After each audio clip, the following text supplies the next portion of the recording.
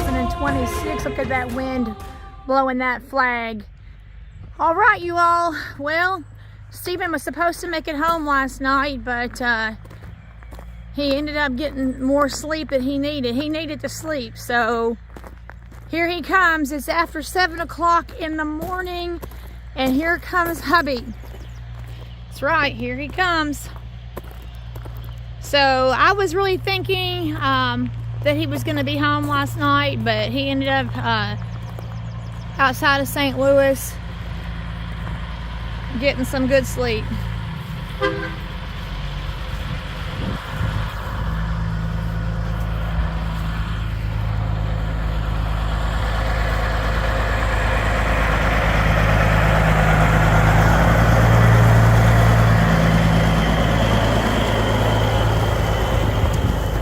It's actually outright chilly this morning.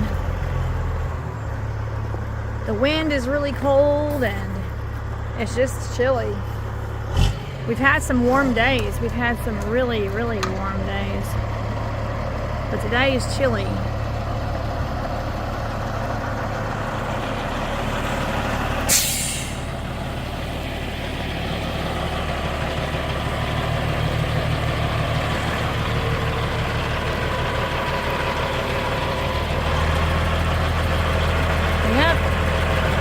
Blueford's all put back together.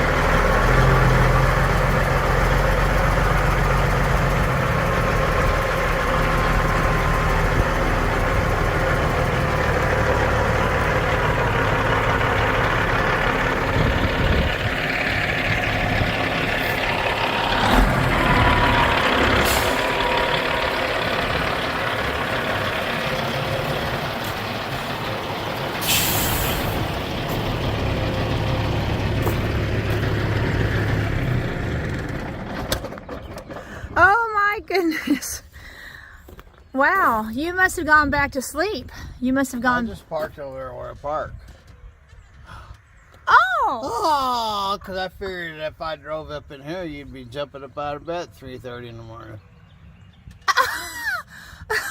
So you mean you just parked around the corner? Yep. Got up, brushed my teeth, and made some coffee.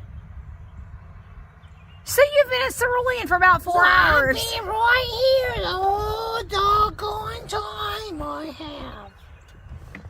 Turn this spy device off. It don't need to be on while I'm sitting here.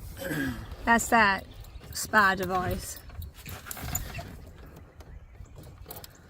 Well, the darn thing come undone. I have to. Maybe I won't undo it. Well, I won't do it right now. Huh. Well, welcome. Oh, let me see your finger. It keeps pulling apart. I got band-aids keep falling off of it. Oh, Tim Gentry put up a video about his finger. You know, everybody was saying that Tim's finger literally nearly came off. Yeah, I about lost the tip of my finger. I went all the way down into here. Oh.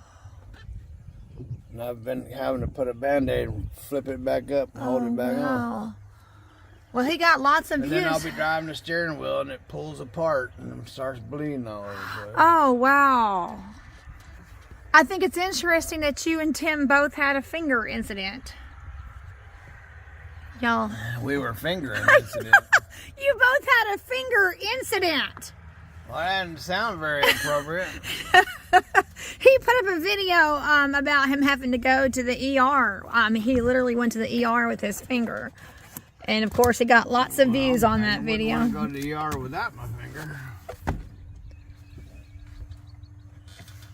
Well, I generally try to take my finger everywhere I go. Well, welcome home. Welcome home. Yeah, I'm gonna have.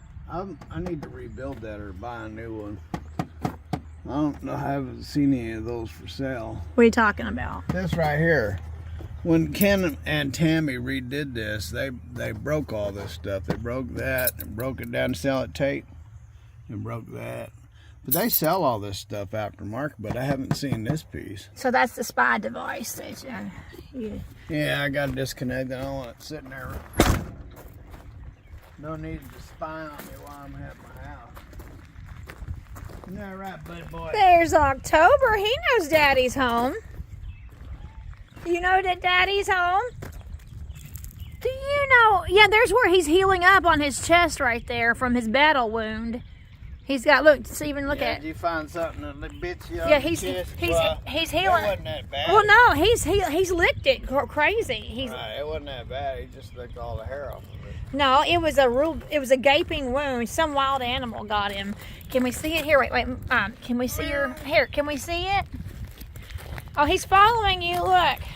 He wouldn't have gone to hell.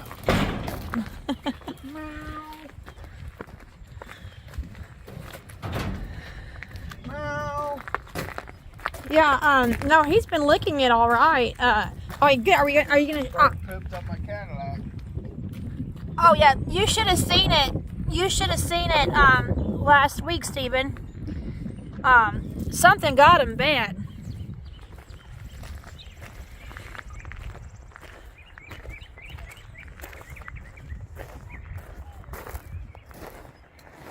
Well, Stephen, doesn't it feel good to be back from Utah? Should have asked me that several hours ago. Well, Stephen, you got to look at the rack. You got to run the rack. What does that mean? You said something about running a rack. Well, the wind blew me all the way back, so I had a wind pushing me all the way from Tremonton, Utah, all the way to Cerulean. So I think I got about 8 miles of it all the way back. Well, praise the Lord. That would be great fuel mileage because the wind wasn't working against you. It was working for you, with you. It sent me all the way home. It blew you home like a sailboat. Yeah. So you're gonna have the great fuel mileage then. Well, it still needs to be adjusted. But what do you mean about a rack? I don't understand. It's adjusting the valves and the injection height. Now, you said that you couldn't do that in Tremonton because everything around you was filthy. Yeah, every time I could wipe the little white tags off and come back 10 minutes later and they'd be all dusty again. That's how much dust and sand was in there. It wasn't so much dust, it was sand. Now, we need to get this in here for Mr. George. YouTube is awesome. We need to talk about something. So Mr. George said he advises you not to change your oil, but you're going to do it because... Well, he's saying because it's expensive to change the oil. But the thing is, only oil they had there at the place where I bought my parts was Valvoline, which is the bottom of the bottom. Might as well go buy Walmart oil and put in it. I didn't realize that Valvoline was like low rated. Yep, it's pretty low. But you have the AMSOIL here at the house. I don't have AMSOIL, but I can get it here by morning. Oh, I thought you had some in the garage. If I order it today, it'll be here tomorrow. I thought you had a reserve of order it. it today, it'll be here tomorrow. Okay, but I thought you, for some reason, I No, thought you I had don't have any. a reserve of it. I got probably a bottle out there. But that's what you use is the AMSOIL. Yep. So, but he was just looking out for you, though. You know, he didn't want you to have to waste your money on the oil. Yeah, it's pretty expensive, $300. See, I knew the cats had been over here taking over the couch. Right there, you can tell. Fit it. Oh, there's a little briar. There's a little cat They're briar. not supposed to be on this couch. Well, there's a little cat briar stuck in There's the proof that Ruthie's been giving my couch to the cats. It's stuck in there, the little briar. Have to get that out. That's don't cut it out. That's either. from October. Well, how are you going to get it out? You do it just like the cats. That's from October's. It's one of those. It's it's one of those things that comes in on his fur. So do it just like the cats. Get your tongue out and get it out of there. So, Stephen, it just is really surreal to have you back home. Is there anything you want to share about your journey home? No, everything was smooth. Truck ran great. Didn't have no issues. Drove with one hand. Most of the time, my hand out the window until yesterday. I got the Brookfield and it got really, really hot and muggy. And so I pulled over and pulled up the hood and plugged in the air conditioner and rolled up the window and ran with the air conditioner the rest of the way. So,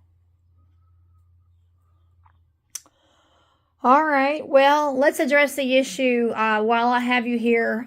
Let's talk about how you have some people saying that they can't believe that you tore the motor down, only to believe that it was the water pump. Let's talk about that. Well, people can say what they want to say. I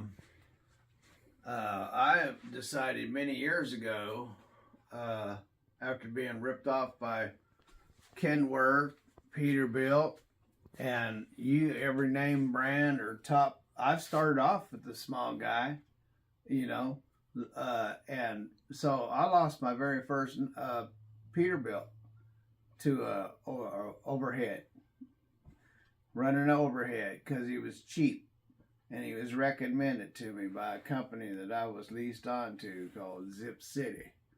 Oh yeah, he's a really good mechanic. Take it down there; they'll take care of everything. Yeah. Well, he overdid. He did the overhead, and anyway, that truck went down. It broke the valve, so destroyed that motor. So, and then I've had nightmare after nightmare after nightmare. Every time I took my truck to the shop, it took them several days to get the change of freaking lug nut, and then charged me $900,000 to change the lug nut. I'm just sick and tired of people ripping me off and breaking things and for nothing. So I decided I'll learn how to work on my own truck by trial and error.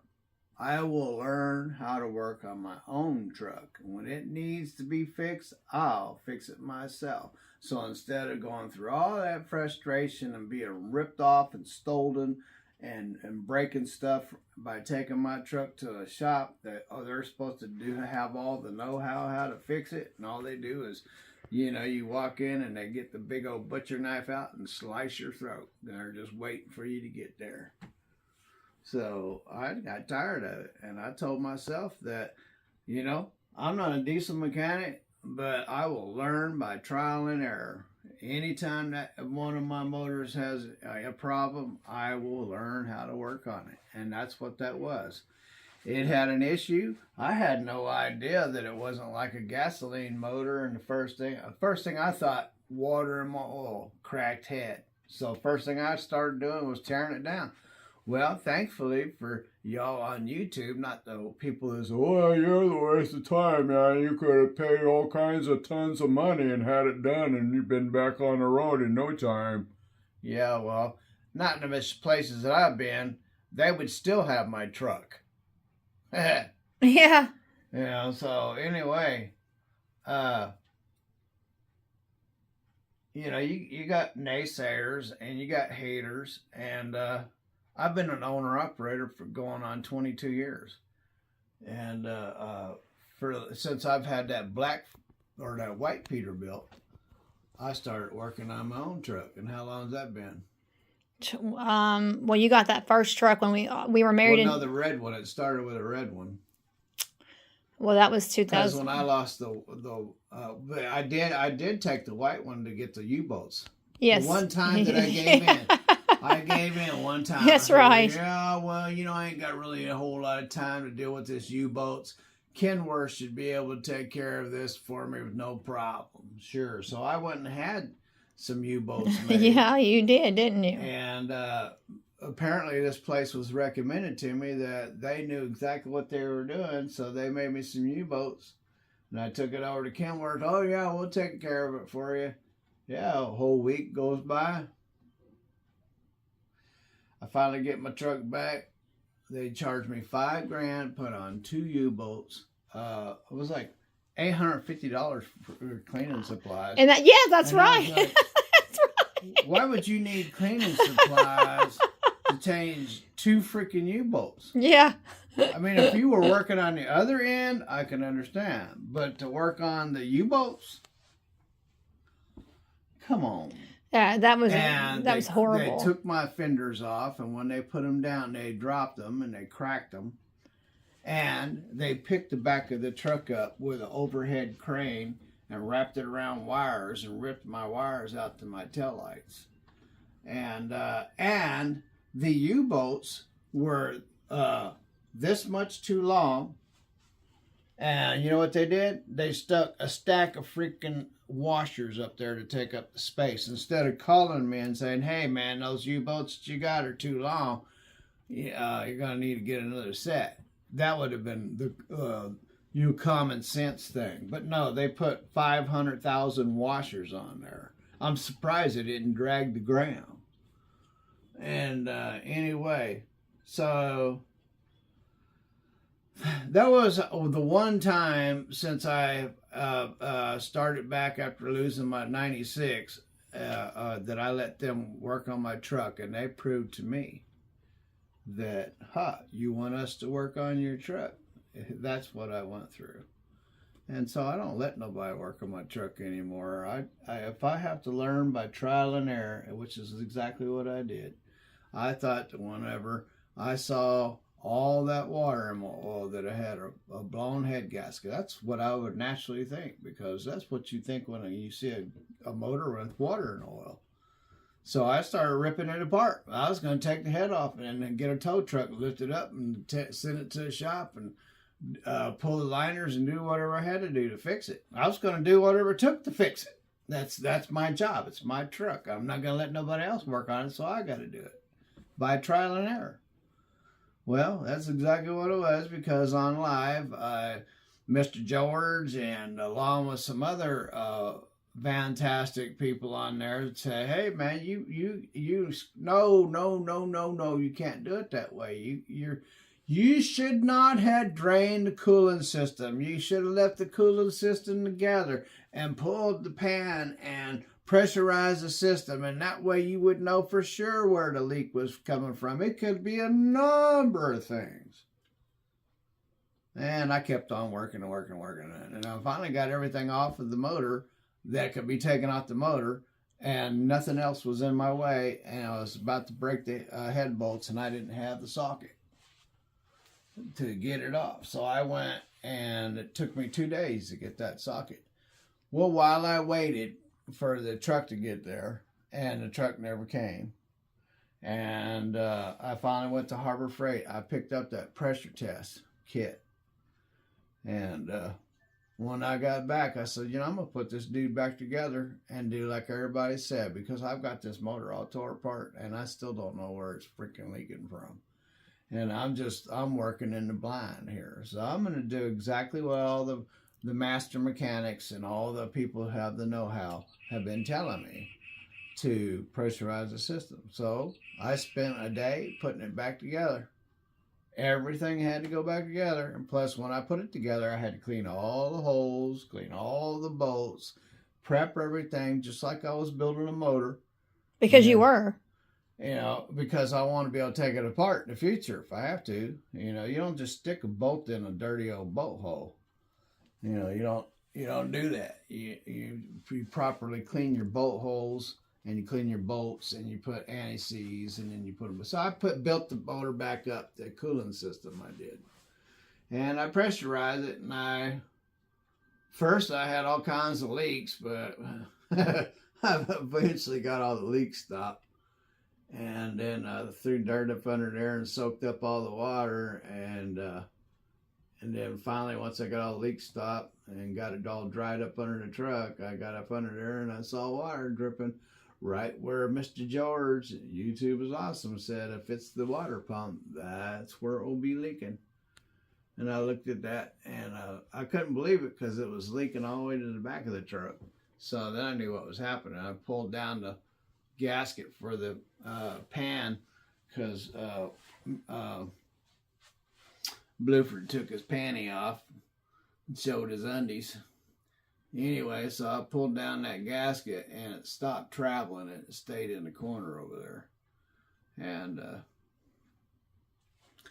And it didn't come down the outside, and you really couldn't see it coming from the inside, but if you put your finger right there, and it wasn't coming from the top anywhere, it was coming down between the seams of the front cover and the block.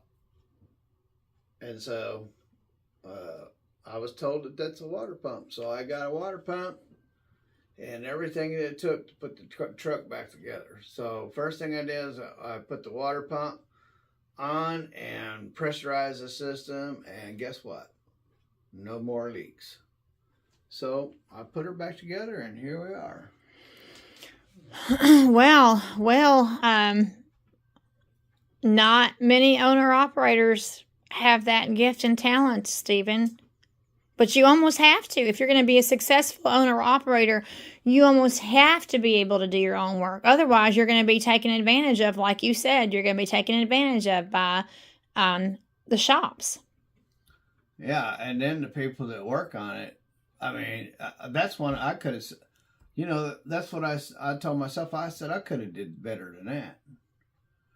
Would I put U-bolts on my truck that are 4 inches too long and almost dragging the freaking ground, and put stacks of washers up under there? You could probably see it while you're pulling up behind me. What if DOT would have caught that?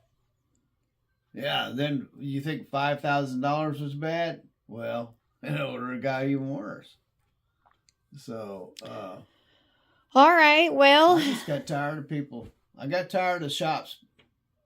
So Chad Rankin, our friend Chad in Pennsylvania, Floating Gears trucking channel, he said that he's going to follow your example.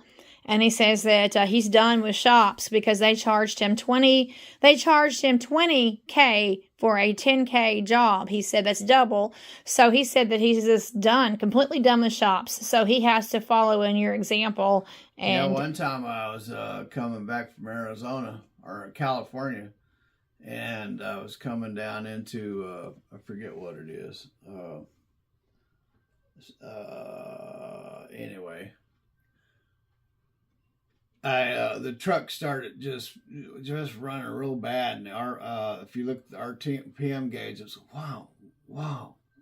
It was just horrible. I was like, wow. So I pulled into a truck stop there off of 40, and pulled the valve cover, and the top of the rocker arm busted off, and so and the injector busted too. So I took my parts and got a taxi, went to town and got those parts, and came back and put it all back together. And I didn't have a gauge, so I set it with a matchbook and took off and came home. What do you mean you set it with a matchbook? So a matchbook is a piece of paper. A matchbook has matches in it. You asked me what adjusting the valves are. Right. So there's a space in between two pieces of metal, and you stick a gauge in there, and so the motor has to be set at a certain point, top dead center, and it will open or close those valves. Well, when they are set at a certain point, you can put a piece of gauge in there, and that's supposed to be so like 10 thousandths, 100,000, 900,000, 10 billion thousandths, or whatever it's calls for. Well, I didn't have a set of gauges, so I thought that was called a gasket. I didn't have a set of gauges, so I just took a matchstick cover and stuck it in there, and I said that should do it. So. Oh. Well, I guess I'm confused. I thought that, to me, what you're talking about sounds like a gasket in between the metal. No, okay. Here, let me do it again because I know how difficult you can be sometimes.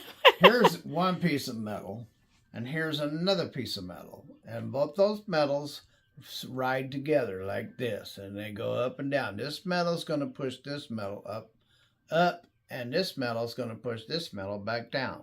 Up, down, up, down. They're pushing each other. Well, they have a little space in between them. And that little space could be thick as my thumbnail. And so they're not just glued together. So there's a little gap between the two of them. So you set your motor to top dead center, and you could take a gauge and put that. They want you to set it at 10 thousandths. So there's an adjustment screw, and you can adjust it up. Now, oh, that's too big, and then you adjust it tight. Oh, that's too tight, and then adjust it off a little bit, and you stick a little 10 gauge in there, and it's got to have a slight little drag in there, and you set it. Okay, now you got the 10 thousandths that the factory that built the motor said that's where it needs to be set at. Okay. Well, I didn't have a set of gauges.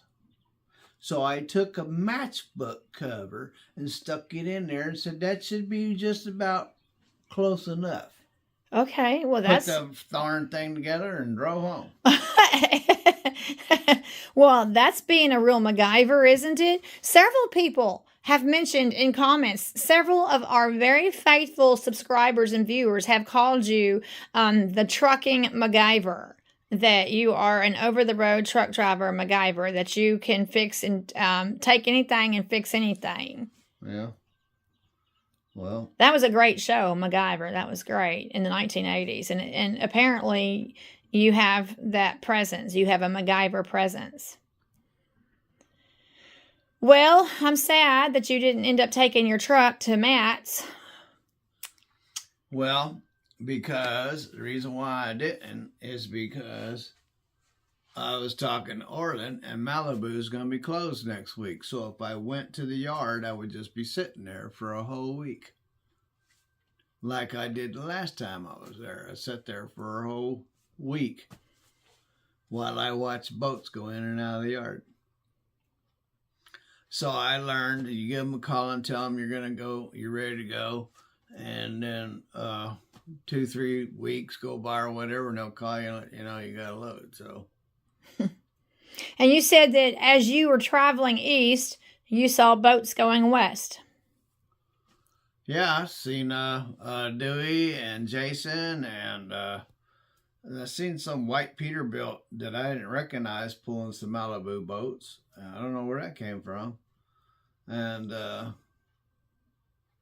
Orland called me, and he was going to Canada. And he had to hurry and get back and take another load to Canada. Oh, I didn't realize that Tim has boats going to Canada. But anyway, that's interesting. Does he go to Mexico too? I don't know. They got water in Mexico. Oh, but you can't go to Canada. Well, I mean, just like Orland was telling me, if I can get a TWIC card, I can get what do you call it? Passport. Oh. And I said, I don't want a passport. Okay. 'Cause I don't want to go to Canada. Have you ever gone to Canada in all the? Well, I used to live up by Canada when I was living in Snohomish, Washington. How close is that And to plus, Canada? when I was in Sturgis, and then when I went to Williston, that was right there on the border. I remember that time I got pulled over up there. They gave me a freaking ticket from this weirdo cop because he wanted me to. I was following oversize, and I went over and went around them because they were telling me to go around. And as soon as I went around, he pulled me over and gave me a ticket for going around them. So anyway, that was up on the border of Canada. I've been on the border, but I just haven't been over the border. So you've been right up to the border of Canada. Yeah. So and down there in Mexico, I'd go down there and pick up rocks and whatever. and you can just look. You can look right through the fence. So you There's can Mexico right there. So you They'll be looking at you. And you can look at them. So you literally could. I mean, you were right there where you could literally throw a rock across the border. Yeah, you can hear them playing music and everything over there. Wow. So, and you can just look across the sign and there's Mexico. But now, what about the truckers there are some truckers that actually drive up through Canada and go to Alaska? Is that something you'd ever want to do? Yeah, you have to go over to Washington and go up that way. You can go up the road, or you can get over there and catch a ferry. But to go up to Alaska. Yeah. But that's not your cup of tea. I have no desire to do that. There's nothing in my bones that says, let's go to Canada. Alaska. Or Alaska. Okay. There's nothing, I have no desire to go see Alaska or Canada. But maybe Mexico or Mexico. I have no desires. I don't have no, I live in the best country in the whole wide world. Everybody's fighting to get here. They're just waiting for the Democrats to open the border so they can come on in.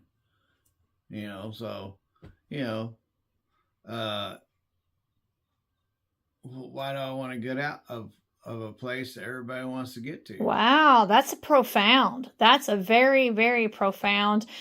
That is a profound statement. That's a quotable quote. Why would I want to leave a place where everybody else is wanting to get into? That's a quotable quote from Stephen Howard. That's right. That's the way it's going to be when I'm in heaven, too. Because the Lord gave me a passport to heaven. Amen. When he wrote my name in the Lamb's Book of Life. Well, not the Book of Life, but the Lamb's Book of Life. Well, praise the Lord. And when you know the difference, you better get your ticket for the Lamb's Book of Life. That's right. Well, Stephen, thank you for sitting down and doing the sitting down interview for our subscribers and viewers. Yep, got my cup of coffee, so... And just to think, you were around the corner since 3:30 this morning, and I didn't even know. I kept looking. I'm like, Stephen should be home. Stephen should be home. And I was getting worried. I thought, well, I pulled over and right there and turned on the air conditioner and snuggled up in my blankets and figured, well, no sense waking up anybody. And then I woke up and I thought, is it raining outside? No. It's a cold day, though. So, I don't know. I guess I'll go to Matt's and have to ask everybody if I should go to Matt's. Well, maybe we can do a live about that. But I'm going to wrap this one up. So give us that. Have a wonderful day. Give that to us. Have a wonderful day wherever you are. Have lots of fun. Fix your own stuff wherever you are, or don't. God bless, and later. You're funny. I love you, Stephen.